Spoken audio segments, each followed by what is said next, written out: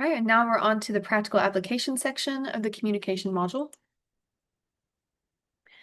So some ineffective and harmful communication methods include making assumptions or mind reading, or expecting others to read our minds, using blaming language that raises the defenses of others, valuing competition over compromise and cooperation, which is the desire to be right over being effective, communicating while emotionally dysregulated, yelling, and putting others down to make you feel better about yourself. What are some ineffective or harmful communication patterns you've noticed within yourself that you would like to improve? One thing I definitely noticed within myself, I could probably go into a lot of things, but to keep it short, I get overstimulated a lot. And when I do feel overstimulated, and also have ADHD and all that stuff. So lots of things at play here. I just impulsively start talking instead of like regulating first. I can get very passionate. I also have a lot of stored rage. Be honest about that. I think a lot of us do. I have a lot of stored rage, and when it gets triggered, it kind of becomes overwhelming sometimes. And if I don't notice that and pause and go regulate myself first, I can start speaking to people in a much more cold, um, rude, disrespectful kind of way. I do not like doing that, and it hurts my soul afterwards, but sometimes I lose consciousness for a minute when the rage comes up, and I have to be aware of that. So I need to work on regulating first, which um, brings me to this next question. So, what kind of communication patterns did your caregivers model for you? And the reason I'm asking this is because we want to start to realize where some of our unhealthy communication patterns came from, so that we understand that this isn't usually it's not something that started with us, just like with all the other things that we talked about before. It's usually a generational trauma pattern that we are hopefully all working on breaking.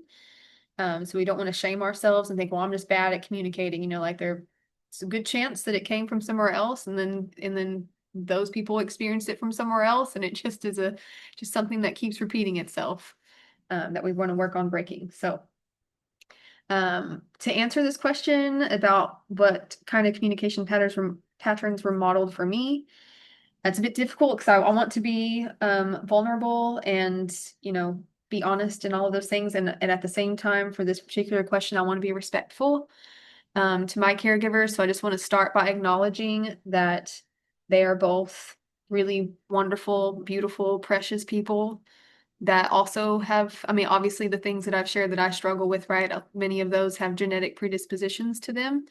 And so my caregivers also struggle with some of those things. And they end with like way less support, like they didn't go get degrees in psychology and um, figure out and understand these things or receive, and that was in a time period where we knew a lot less about these things and what to do about it. And so they were doing, honestly, in my opinion, the absolute best that they could given what they were up against, and I honor and respect them for that.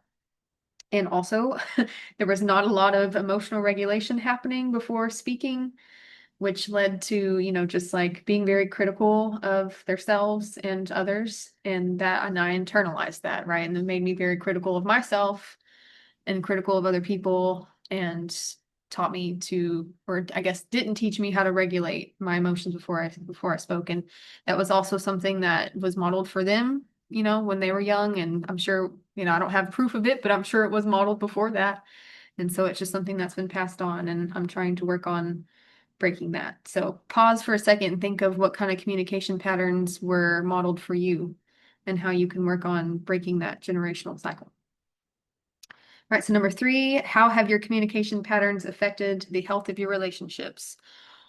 Woo, it's affected the health of my relationships big time in a lot of ways. I'm going to be totally honest, when I was younger, and had a lot more, well, I should say a lot less self-awareness.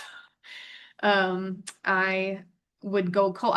Because of the things that I deal with, I do have the ability to kind of go cold and see red, and just when like the rage comes up, it like overtakes my brain, and it is very hard to uh it's hard to have empathy for people in that moment and to remember that they have feelings too, and that what I can say can really be damaging.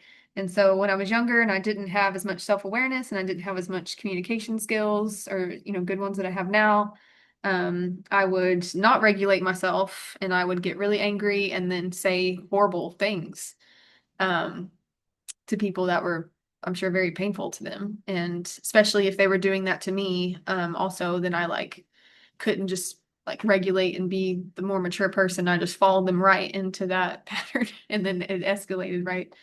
So that was terrible, and I still feel very horrible about that today. There's lots of people that I wish I could go back to and be like, hey, I'm super sorry for how I communicated with you back then. I've learned my lesson. Some I can say that to, and some I can't. But either way, I feel bad about that, and I've learned my lesson. So I don't do that anymore, but I do still struggle with when I get dysregulated, getting more like, even though I don't go off and say horrible things to people, I can't do have more self-control now. I do get sometimes more like snippy and like short with my responses, a little bit more sassy for sure. And also, mostly what I do is just get avoidant. So when I'm dysregulated, I just will stop speaking to people. Or just kind of avoid them in general, which can also be really damaging. So, yeah, not fun. So, pause for yourself and think about how your communication patterns have affected the health of not only, and this isn't just like romantic relationships, but all relationships, friends, family members, that kind of stuff.